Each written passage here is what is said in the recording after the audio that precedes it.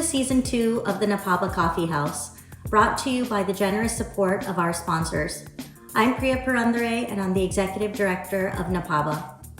This season's NAPABA Coffee House conversations focus on how AA NHPI leaders, especially women, have reached positions of prominence across various industries and their paths to power. This season is hosted by legal legend and trailblazer Deborah Wong Yang. It has been amazing to hear from AA NHPI women leaders who have made such an impact in fields where they are true trailblazers. Reshma Saujani is the founder of Girls Who Code and the nation's first Indian American woman candidate for U.S. Congress. As the child of Indian refugees who fled persecution in Uganda, her family faced discrimination, harassment, hate incidents, and anti-Asian vandalism when they settled outside of Chicago in the 1970s. She emerged with a fighting spirit that guided her to law school and to running for public office. In addition to Girls Who Code, Reshma is also the author of Brave, Not Perfect, where she elaborates on the social convention of raising our boys to be brave, but our girls to be perfect, and how this is holding us back. To create institutional and systemic change to better the lives of women and girls, she founded the Marshall Plan for Moms, now known as Moms First, to advocate for policies that value women's labor in and out of the home. So sit back and sip as Reshma dives deep into her journey.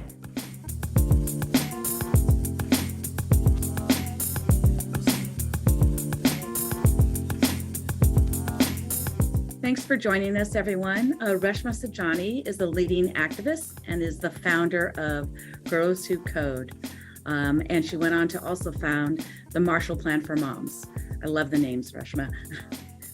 She has spent nearly a decade building movements that actually fight for women and for girls, focused on economic empowerment, working to close the gender gap in the tech sector, and most recently advocating for policies to support moms impacted by the pandemic.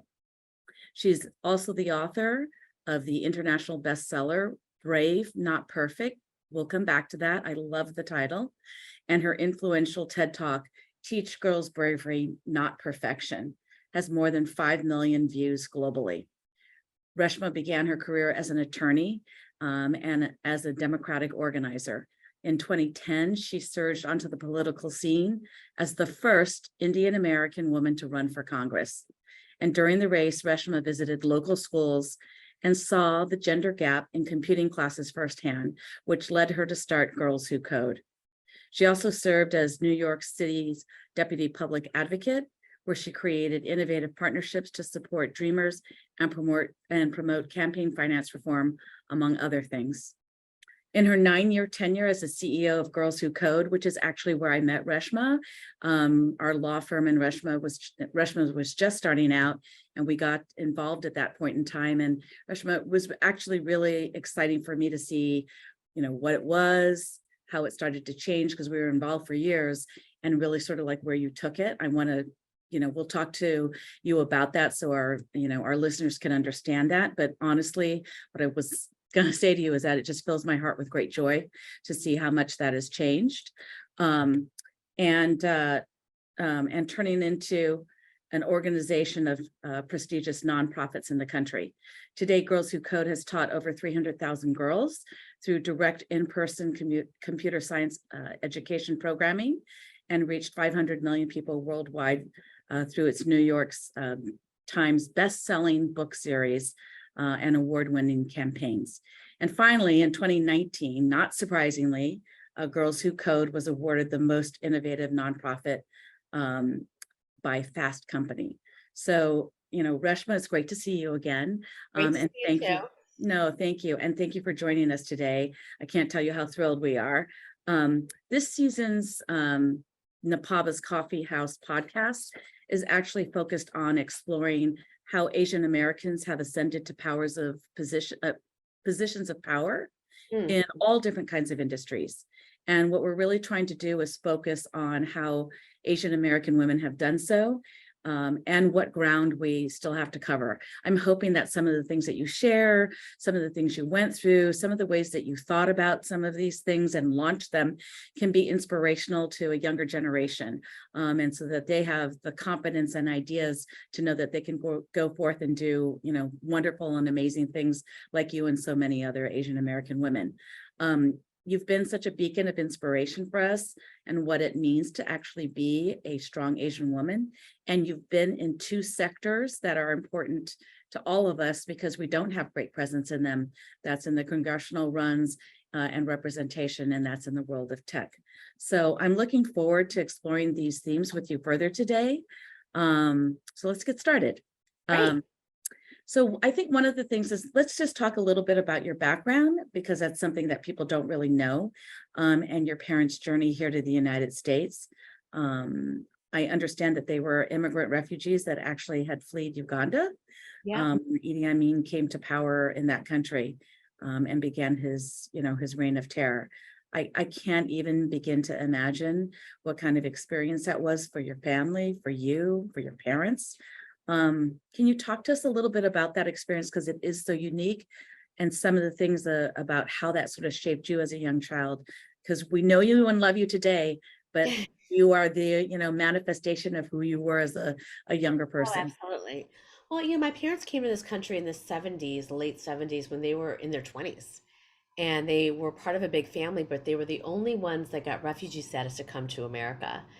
They were both trained engineers. And so they came, they like picked out, they decided what state they were coming to by getting out a map of the United States in a dart and just throwing it, and landed in Chicago, Illinois. So that's where they came. And my father talks about how when they showed up, they were wearing shorts and t-shirts in the middle of January in Chicago because they had never seen snow before. They lived in Uganda. And, they built a life for themselves. And even though they were trained engineers, my mother sold cosmetics. My father worked as a machinist in a plant. And to get a job, he had to change his name from Mukund to Mike.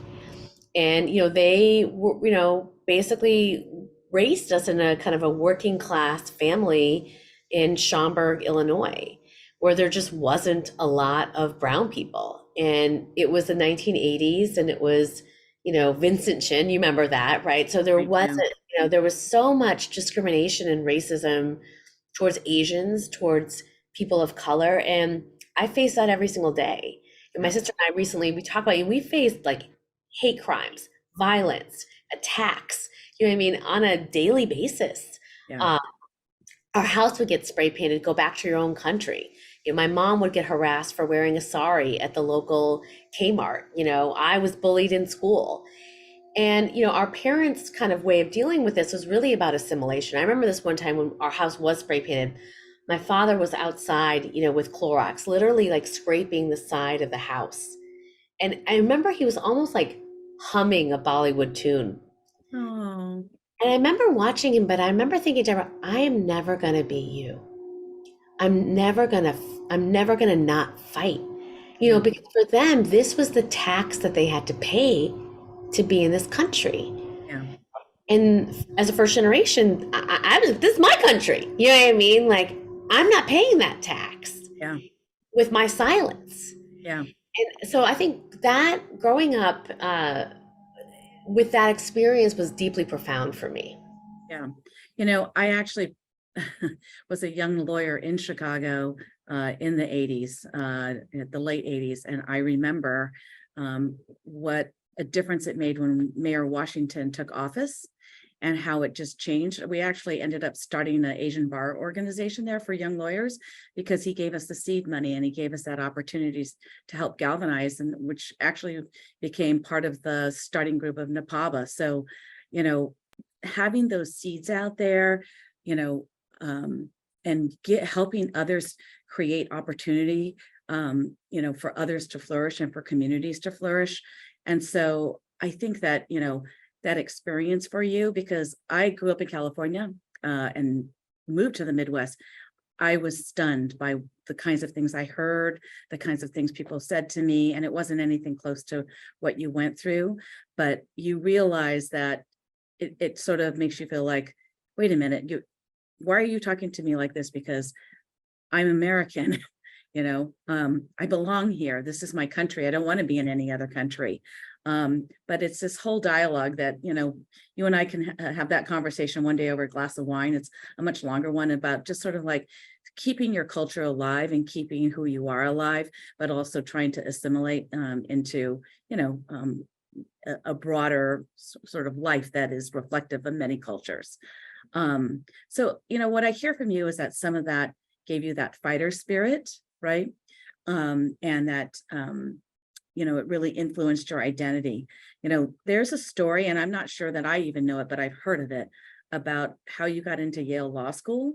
And what others have said to me is that it was really a story of perseverance and resilience and fighting. And can you just share what that was? Because I'm dying to know. Well, again, where I grew up, nobody went to Yale or Harvard, right? And when I was a little girl, I had snuck down into my parents' basement and I was watching the movie The Accused. I don't know if you remember, but it was with this powerful lawyer that was like standing up for this woman who had been violated. And at that moment, I decided I want to be a lawyer. And I had my father take me to the library so I could look up what was the best law school in the country. And there it was, Yale Law School. And I remember printing out that US News and World Report and just putting it on my refrigerator. And I was like 12, 13. I was young, right? And that was where I was going to go. And graduated top of my class, applied once, didn't get in. Applied twice, didn't get in. And I got into other great schools, Northwestern, Georgia, but I was set on Yale. And I decided instead of going to law school, I was going to go to the Kennedy School of Government while I tried again for the third time to try to get into Yale Law School. And while I was at the Kennedy School of Government, I met Leon Higginbotham Jr., who was the first kind of federal Black jurist. And he became my mentor. And he went to Yale Law School.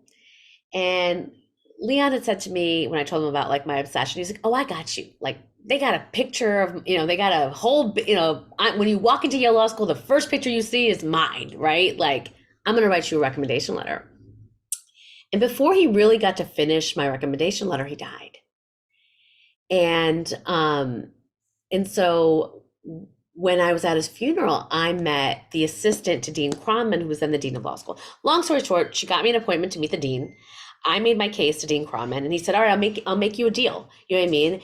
"If you get into any law school in the country, I'll let you transfer to Yale." And so I grinded and I got into the top of my class at Georgetown Law, and then I transferred to Yale. And it was just a story. I mean, it was a story of like two things. I think one, the perseverance of like not giving up on your dream. Yeah. But I think the second thing was it's also about how, and this goes back to being an immigrant, how we get so attached to the credential that we think that the credential is a necessity to be where we need to be. Yeah. And it was really, I gave the commencement speech at Yale Law School a few months ago this season. And it was just, like just being there with my kids and my husband and like, and how much that law school signified for me for so long in my life. And then finally getting there, which is so powerful. The fact that you had that fighter spirit in you, it's not just like having dreams, it's also like not giving up and also staying on it. Like, you went to another great law school, you could have graduated from there, but it's really the inside tenacity, right? In sticking with something because you wanted to get that done. One thing that really struck me was the fact that, as the first, Indian woman to run for Congress, I mean, in the Asian world, we're always trying to get more people to run for public office here in the United States because, we're so lacking in representation in that sense, right? But how did that come about? Like, you hadn't been out of law school for that long, and, it's not that easy to do something like that. And, for those who haven't been raised in a political family, it seems, relatively insurmountable to try to imagine yourself to be one of our congressional representatives. Could you tell us a little bit about how that came about and how you focused on that? I don't think I just didn't know any better. Like, don't you think when we're younger, we just have a lot more chutzpah? I always wanted to serve. I was of the generation that if you wanted to make a difference in the world, if you wanted to make the world a better place, you ran for office. And I know that's very much changed now. And so that was always the plan. And then I kind of woke up at age 33 and I was living in New York and I love New York. I was in New York. I was, I always say I got here as fast as I could. So there was no like, I'm moving back to Chicago to Mhm. run. And I wasn't really young anymore. Like I couldn't keep postponing my dream. And I was actively involved in politics. And, people would always say, oh, we got to get more people to run. We got to get more young women to run. I was like, oh, great, I'm going to run. And when I decided to run for this congressional seat, it was supposed to be an open seat. And then the Congresswoman, Carolyn Maloney, decided not to run for Senate, that she was going to stay. And I just naively thought that by then I had gotten attached to the idea of running for office and being in Congress. And so I was like, I can meet every voter and shake every hand. And Yeah. I was the first South Asian American woman to ever run for office. I had no idea what I was doing. I joke that like I have this ragtag group of friends who oh, we know how to build a website. And I raised like $50,000 from Indian aunties that were just so happy an Indian girl was running for office. But it was the best experience of my life because like I'd never gone on TV before. And of course, my first interview was like on Mhm. Chris Matthews. I bombed it. I had to walk into senior centers and talk about myself. I'd never raised money before. I'd never hired a team before. I'd never built a campaign. And I learned all this on my own. And it was just such an empowering experience. I'll never forget it. And I'll never be afraid to do anything else after that. Uh, Yeah. Yeah. Can you reflect on a second, because you were doing it, you were looking at things, you were trying to imagine what it would be like to represent a constituency, right? About why we need to have that. I'm presuming that you believe that, but why we need to have that kind of representation here in the United States, because I know that a lot of folks in the in the broader AAPI, community, their parents recently immigrated. They weren't involved in politics in their home country because for lots of different reasons. Sometimes it's, didn't feel safe. It just, wasn't even a possibility. But the setup in other foreign countries and here in the United States is vastly different. And so I wanted to see if, there were any observations that you had as you were actually going through that about why, not just you, but why we need to have that kind of representation. I mean, absolutely. My parents were expelled by a dictator, and my 2 generations of my family was born in Uganda, but they Yeah. never participated in the political process, and they lost everything. I mean, I thought about, when I really got to the height of my political organizing here, here was, after 9/11, when we were basically shipping, Pakistani Americans on 747s back to Karachi because they were terrified about they didn't know their rights. Yeah. And so this can happen. I mean, Japanese internment, this can happen at any moment. Yeah. And we've seen this in the Asian American community of how how it does happen. Yeah. And so our participation, our voice is critical. I say this as a mother. Yeah. We live in a nation that doesn't have paid leave, that doesn't have affordable childcare. You know Yeah. what I mean? That pays moms 58 cents on every dollar. Yeah. And it's because we don't have enough moms in Congress, Right. right? Right. And so when you look at like when policies don't exist or protections don't exist, it's often because the representation, is not there. I mean, we're having this conversation the day that the Supreme Court, you know what I mean, has Yeah. gotten rid of affirmative action. Yeah. And it's very interesting, right? 75% of, I was just reading this, 75% of Americans believe that affirmative action should not exist in colleges. But the vast majority of Americans believe that if they worked in a workforce that was not diverse, they would not want to work there. Oh, interesting. Oh, So yeah. very interesting, right? How do Yeah. you reconcile the two? Because I think intuitively we know that you'll make better decisions. You'll create better products. American capitalism will thrive and when you Yeah. have diversity. Yeah. Well, it's I haven't even had a chance to look at it, so I've been reading the headlines, but I think that, we're at a place of inflection here in the United States, and that we have to think about different ways to have that diversity, to bring that diversity forward, because as I call it, it's it's where you have the riches of what the United States really is, right? Because as I jokingly say, you know, you're as rich as all the people around you. And so when all the people around you come from all different kinds of walks, that reflects back into us and the work that we do and the lives that we lead. So, you know, hopefully this will also open up different ways of thought and different avenues in which, you know, we can get to that place. But one of the things that I know that is that when you were running for Congress, and I read this when I was looking at your background, that you actually started to see some gender gap in the computing courses. And I didn't realize that that was sort of the genesis of Girls Who Code. But can you talk to us about that and then Yeah. how you went from there to actually launching, you know, and putting it together? Because that's when I met you. So Yeah. Well, I ran when I was running for office, I would go into classrooms and computer science classrooms. And at that time, you know, it was 2010, so tech was starting to boom. And when I went into those classrooms, there were no girls. And I remember, like, I knew Silicon Valley was a boys' club, but I didn't know that club started in high school. And because it wasn't my field, I was like, what's going on here? Like, you got this booming tech industry where you make $120,000 as an incoming software programmer. Where are the women? Where are the people of color? yeah. And so when I lost, I decided I'm not going, you know, I wasn't going to go back to the private sector. I wanted to do public service. And I was like, okay, what are the problems that what are the things I saw on the campaign trail that I can impact? And I couldn't get those classrooms out of my head. And so Girls Who Code started, you know, was inspired by my congressional run.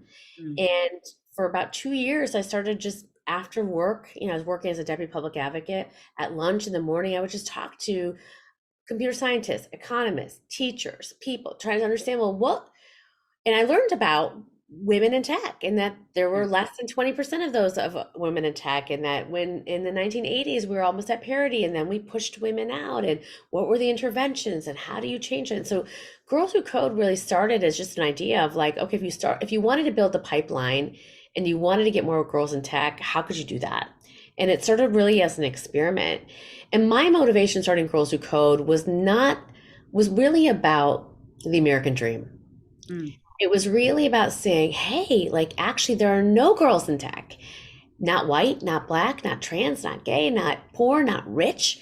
And so maybe, just maybe, this could be a place where you could start people on an equal footing.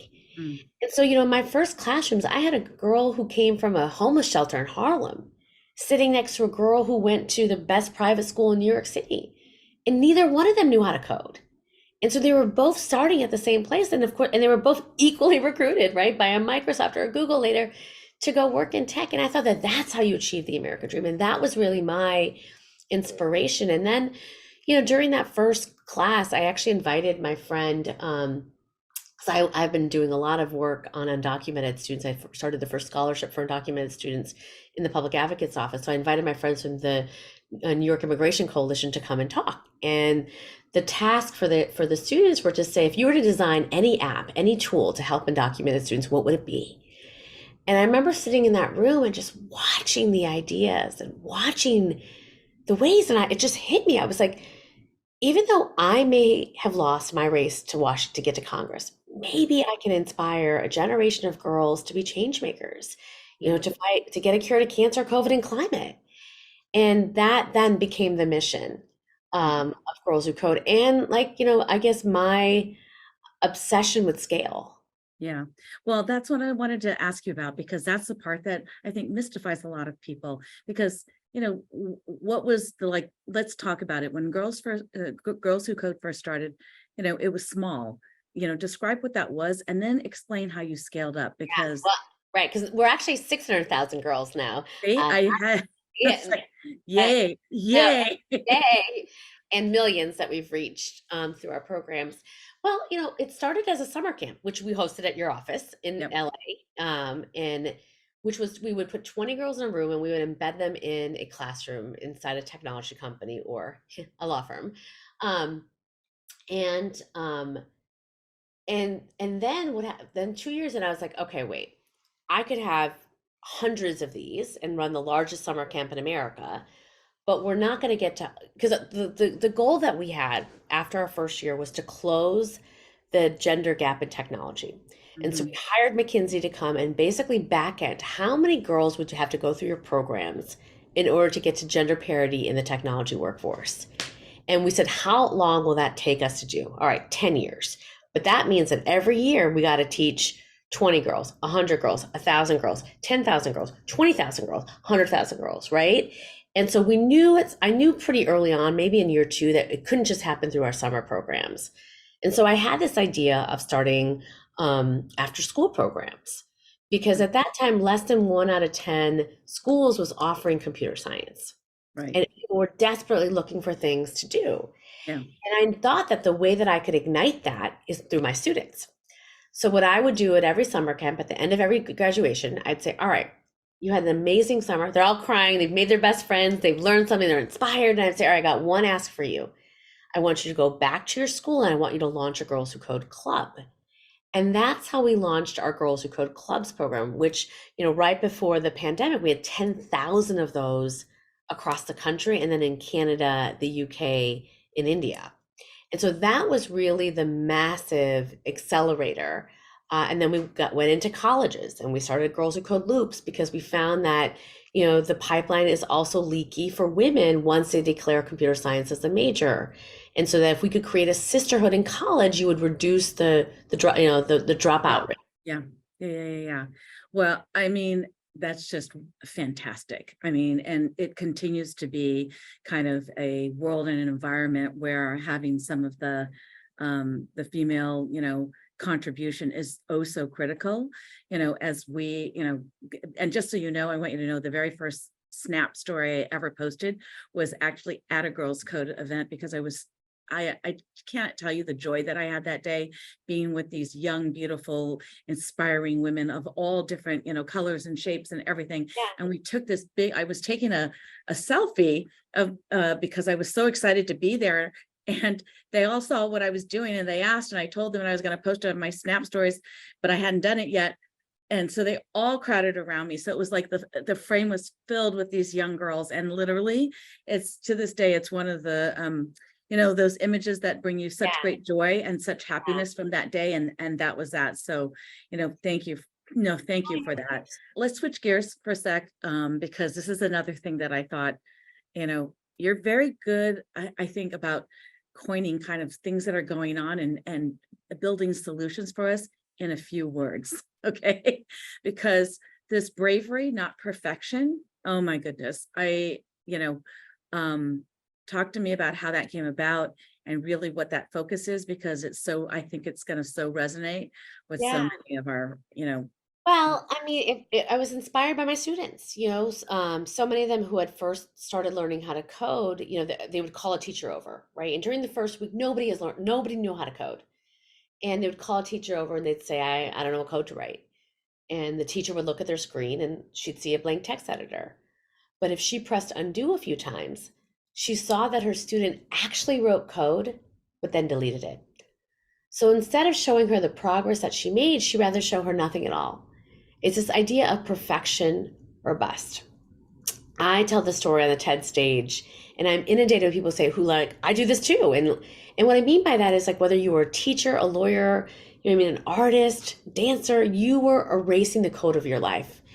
And what I mean is like you were giving up before you even tried. Mm-hmm. So, especially as APA, as immigrants, we have always been taught to be perfect, to draw on the lines, to make ourselves small, to not take risks, and to gravitate towards things that we're good at.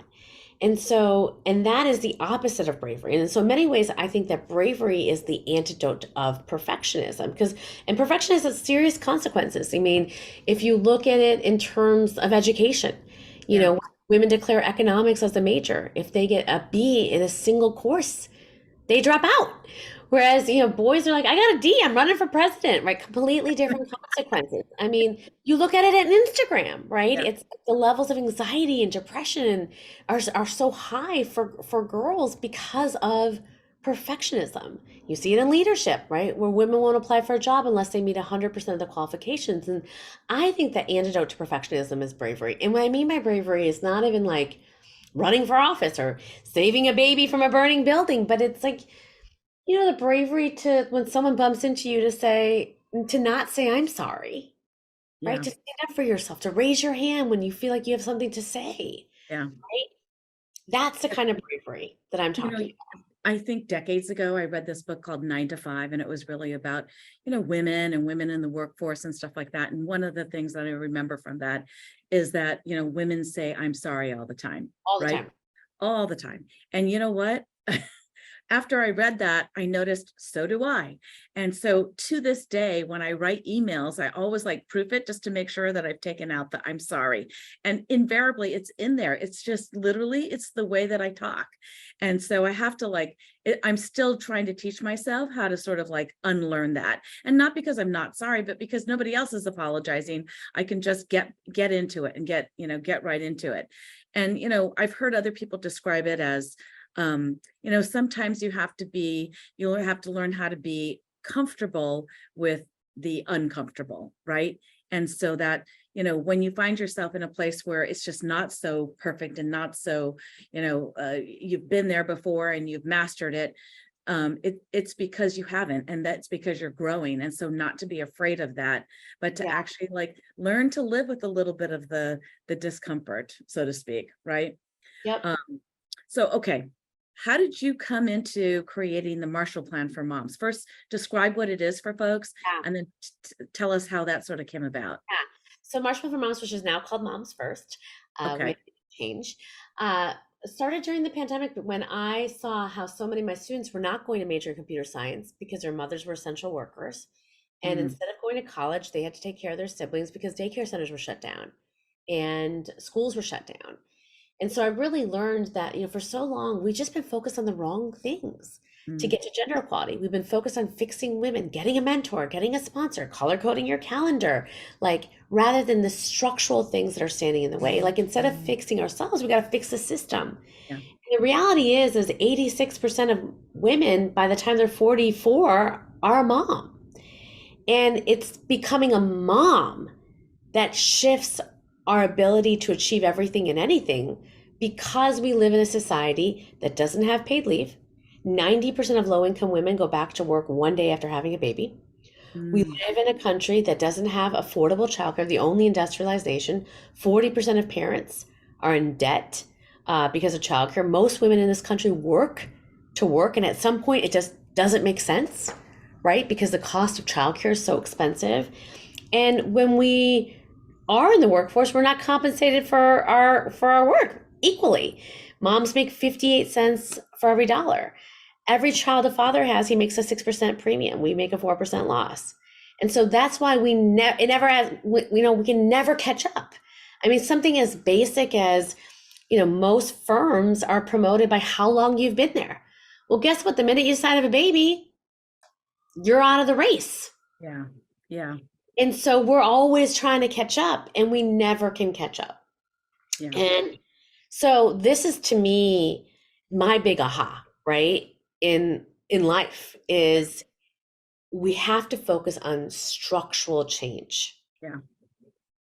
It's the big stuff, right? Yeah. Not the small stuff. And I'll say this even with coding. Yeah. I can't teach as many girls as I need to close the gender gap if I don't get rid of bias in technology companies, Yeah. right? Like Yeah. if I don't create systems that are in companies that root out gender bias Yeah. from hiring, it doesn't matter how many girls I teach. Yeah. Yeah. Well, Reshma, we're coming towards the end here. And so, and by the way, thank you for everything. And I mean that in a global sense, because I love the big things that you're doing and they're really important to us. And I think the other thing is that, you have a particular knack for having a vision of kind of bigger structural things, right? That should change. And thank goodness you have the energy and the For now, desire and the ability to actually sort of put it in place. So thank you for that, from the community. But, for others who are, at the beginnings of navigating their careers and, just coming into thinking about motherhood, or maybe, being the early mothers and, that sort of stuff, and really trying to keep their professional careers together. Do you have any words of advice for them, as to things for them to think about, to focus on, so move forward there? I would just chase your intellectual curiosity. Yeah. Find the problems that you think need fixing and just do one thing towards that. Yeah. I think that's great advice. Yeah. Nope. I'm going to take it myself. So thank you tons. Thank you so much. It's great to see you. And hopefully it won't be too long before I see you again. I appreciate that. I hope so. Take Great. care. Thanks, Reshma. You take care. Bye-bye. Bye. Bye, guys.